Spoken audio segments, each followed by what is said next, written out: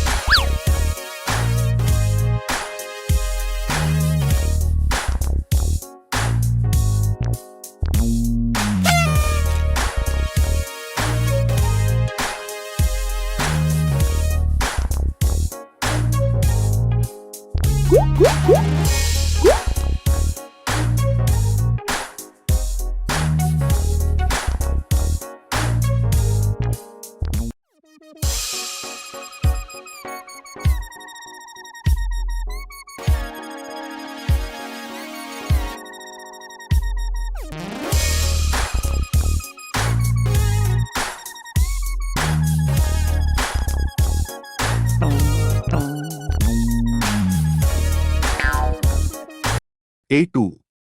Explain how Hari Singh justified his intention of stealing money. स्पष्ट कीजिए हरि सिंह ने पैसे चुराने के अपने इरादे को कैसे सही ठहराया। Answer: Hari Singh justified his intention of stealing money by convincing himself that. Hari Singh ने पैसे चुराने के अपने इरादे को उचित ठहराया खुद को यह समझाकर कि 1. He was out of practice. चोरी के प्रैक्टिस से वह आउट हो रहा था। 2. It was the best time to do some real work. चोरी करने का ये सबसे अच्छा समय था। 3. Anil didn't pay him any salary. So it was all right to steal money. Anil उसे सैलरी नहीं देता था इसलिए पैसे चुराना ठीक था। 4. If he didn't take the money, Anil would waste all money on his friends and would not pay him anything. अगर वह पैसे नहीं चुराता तो अनिल अपने दोस्तों पर सारा पैसा बर्बाद कर देता और उसे कुछ भी नहीं देता। A3. Cross the odd man out. 1. Blanket, magazine, maintain, mattress. Guys, blanket, magazine and mattress are nouns. But maintain is a verb. So our answer is maintain. 2. Rob, take time, search. Guys, rob, take and search are verbs. But time is a noun. So our answer is time. 3. Queer, small. Greedy. Pleasure. Guys, queer, small and greedy are adjectives. But pleasure is a noun. So our answer is pleasure. 4. Quickly, mostly, money, peacefully. Guys, quickly, mostly and peacefully are adverbs. But money is a noun. So our answer is money. A4. Rewrite the following sentences by adding the correct tail tag from those given in the brackets. Guys, हमें यहाँ पर एक बात ध्यान रखना चाहिए कि tell tag यानी क्वेश्चन टैग ऐड करने के बाद सेंटेंस रिराइट करने के लिए कहा गया है। सिर्फ सही ऑप्शन लिखने से मार्क नहीं मिलेंगे। हमारे ऑप्शंस है does he, didn't I, isn't it, wasn't he, doesn't he, is it? 1. Anil was sleeping peacefully. यहां पर हमें हेल्पिंग वर्ब was दिया है। दूसरी बात सेंटेंस पॉजिटिव है, इसलिए नॉट जोड़ेंगे और अनिल के लिए ही लिखेंगे। तो हमारा सही ऑप्शन है number 4। Answer Anil was sleeping peacefully, wasn't he? 2. He doesn't even notice he's been robbed. यहां पर हमें हेल्पिंग वर्ब डज दिया है। दूसरी बात सेंटेंस नेगेटिव है, इसलिए नॉट निकाल देंगे और सब्जेक्ट ही लिखेंगे। तो हमारा सही ऑप्शन है number 1। Answer he doesn't even notice he is been robbed, does he? 3. It's difficult to rob a careless man.